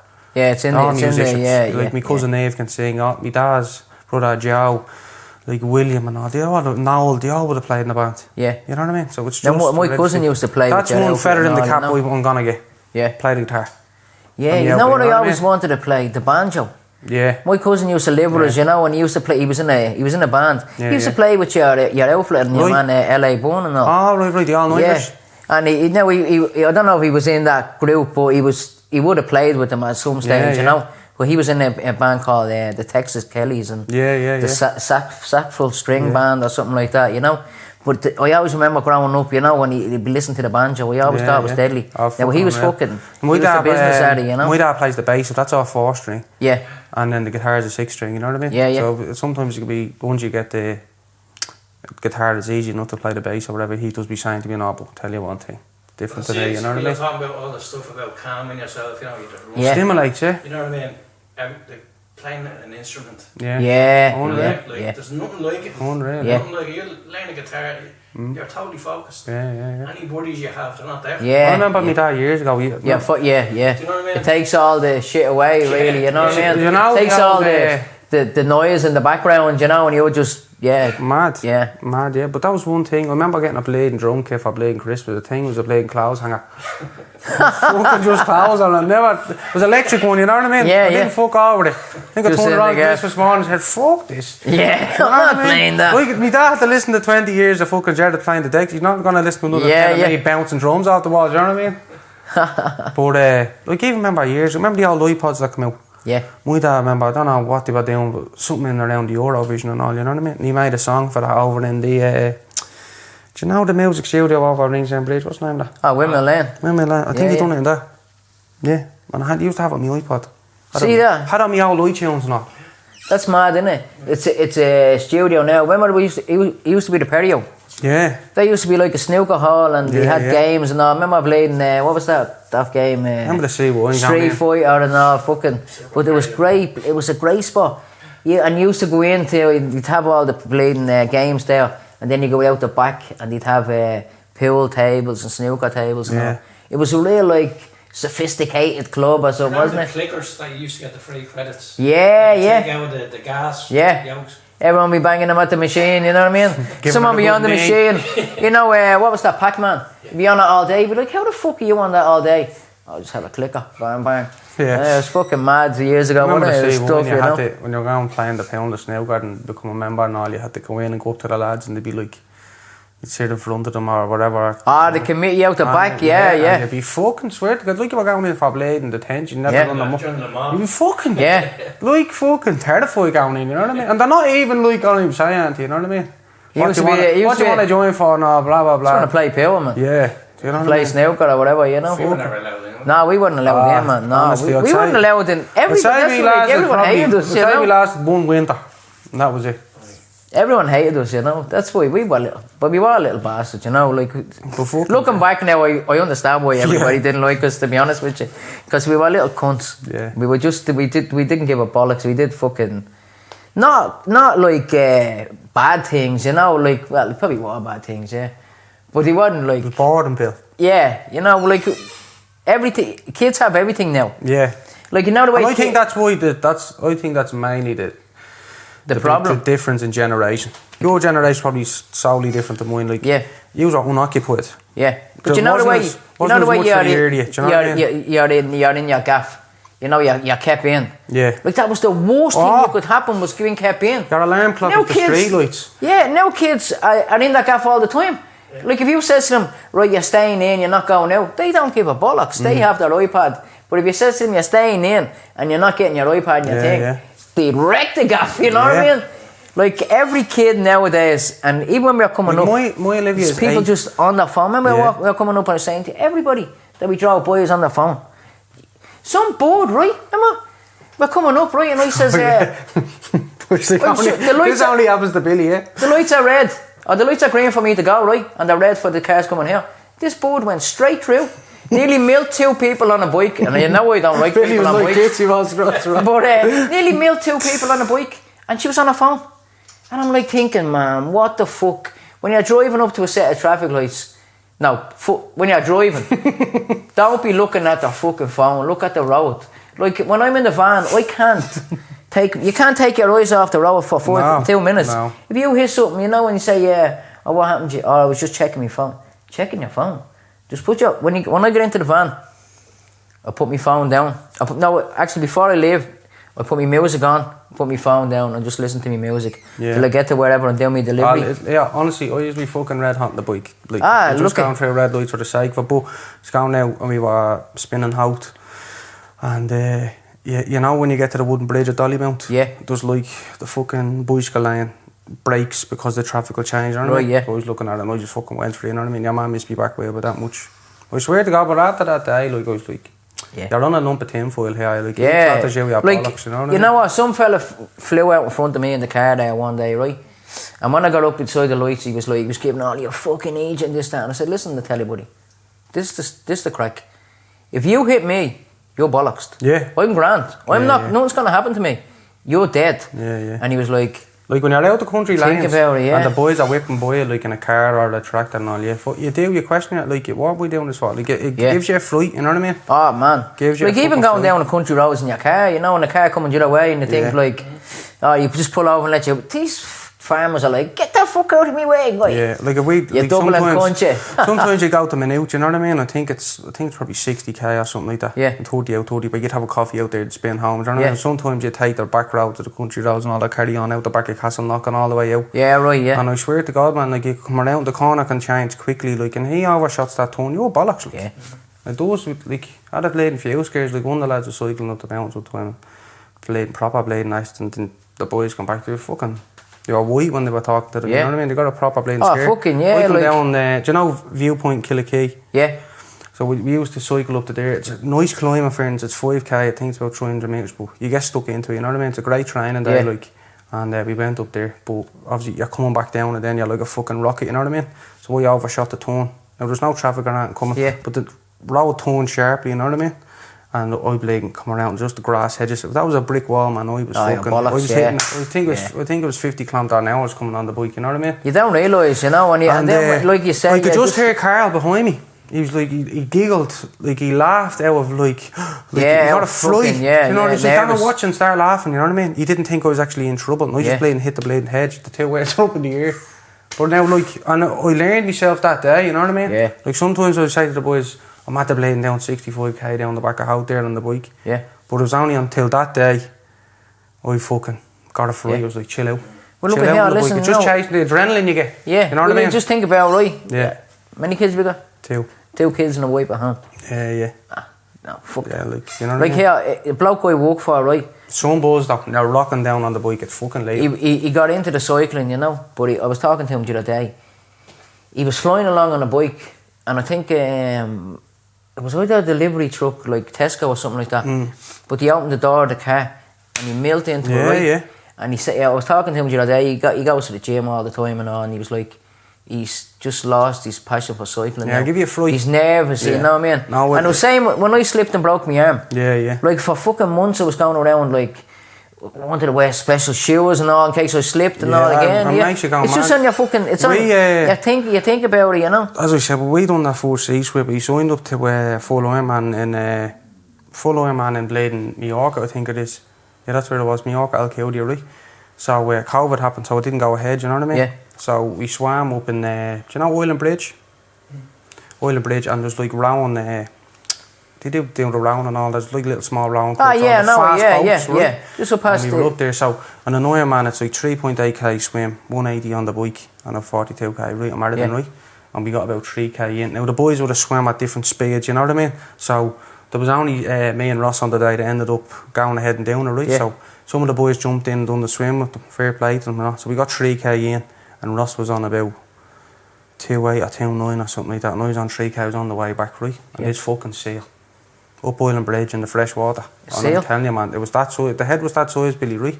I went into the raids like John Rambo, hiding behind the head. I was like, what are these fucking raids gonna bleed down on me? Nothing, you know what I mean? But it was only until I was in the water and the size of that thing, I was like, I was helpless against that yoke. Yeah. Now, it would never come near you. Yeah, no, it might nip your toe or something. Yeah. But they're more shitting at you than you are at that thing. I seen one swimming up the Dodder. What the fuck? On his, on his back, you know, eating a bleeding salmon. Yeah. There in the Dodder one time, you know. I don't know, like it was a high tide now coming off the liffey, so I was trying to work out how we got in there and all, you know what I mean? Yeah. But fuck me, mate. You wouldn't have fucking scared the fuck out of me now, you know what I mean? So every time now I'll be out in the open water, be like, is that a fucking sailor now? The sharks and all now, for fuck's sake, you know? Yeah, it's mad. See, someone had a bleeding video of a shark. That's the one thing with triathlon, Bill, people are shitting off the open water, you know what I mean? Yeah, man, especially where you are, you know? But look, it, like, the likelihood of anything happening to you is ever happening. Like, and I'll be trying to get one of the lads into down the blade triathlon, you know what I mean? They keep sending videos and all. And he, like, they're swimming and all, and I'm like, listen to me, right? You're out in your wetsuit. it's buoyant enough in anyhow in the salt water. The salt water gives you buoyancy, right? So that'll keep you afloat as it is. The worst thing you have to think about is getting tired. Yeah. You know what I mean? Once you're running 100 to 200 metres of the shore, you're cool. Yeah. You have a swim buoy on you, so you strap a belt on you and you inflate this thing. You get tired, turn around, grab the buoy, line your back. You're safe. Yeah. Chill the fuck out. And even if you didn't have it, if you lie back on your back anyway, you're gonna, in the salt water, you're gonna float, aren't you? When you're out there, that's the point, you know what I mean? And you Yeah. look back at 250 metres, Frankie looks that place. Yeah, it does, like, get you, yeah. And as you go buoy each buoy, and you're going, fuck me. It's fucking daunting. Yeah. But like, and that's what it is. The blading triathlons, man, it's just comfort zones. And the more that you can learn to be uncomfortable, you will do shit like that, you know what I mean? Look, you have to get outside your comfort zone and do something. Fucking deadly. It's like me on this, you know, like I say, I know loads of people are going to say, you're sure, you're not sure. Yeah. But like, that's what I got to do. Like some of them in the club, you know? some of them in the club, like, I'm not into doing events, like, it's just the blading. It's like pressing on them, like, just do one of them. Just do it. Just do one of them. Once you do it once, then you start getting. Dave, it's like if I'm afraid of them finishing last, and I'm saying, like, afraid of finishing last, you're going to blade and come in the top 1,000 here. Yeah. Like, or blading, whatever, you'll be finished blading fucking 5,000, like, 26,000 people do a marathon. Some people are walking it. Do you know what are you fearing about being last for? No one cares. Like, when you get a fucking 5k, a 10k, a half marathon or an Ironman medal, you look at that medal, it doesn't say on it, Dan McGuinness, 1 hour. Yeah. You know what I mean? Doesn't say anything. It just has, you're fucking, finished. the medal's in your hand, that's yours. No one can take that away from you. You know what I mean? Yeah, 100%. And it's a great fucking, great sense of accomplishment for people. You know what I mean? No. Should give it a bash. Yeah. Anyone, and like people say, I fucking can't run, I don't have time. You can't run because you don't know how to. Yeah. Like, if you get educated on it, there's no people in the running club to help you and guide you and give you a little bit of information to help you along. That's fine. Yeah. That'll do you the world of good, do you know what I mean? And definitely. Like, you all have to start somewhere. Like, we don't have what I mean? time. You do have time. You're not. You have to make time. Like here, there's 24 hours in the day, right? Yeah. So you might be working for 8 of them. And you're not 8 of them, you're whatever, you know, like you're fucking acting the bollocks. Yeah, we'd be brutal for being on time for things, right? You know. We'd be brutal for being on things with them because we're trying to do fucking 2 things at once, half the time, right? But every Sunday I blade map out my week.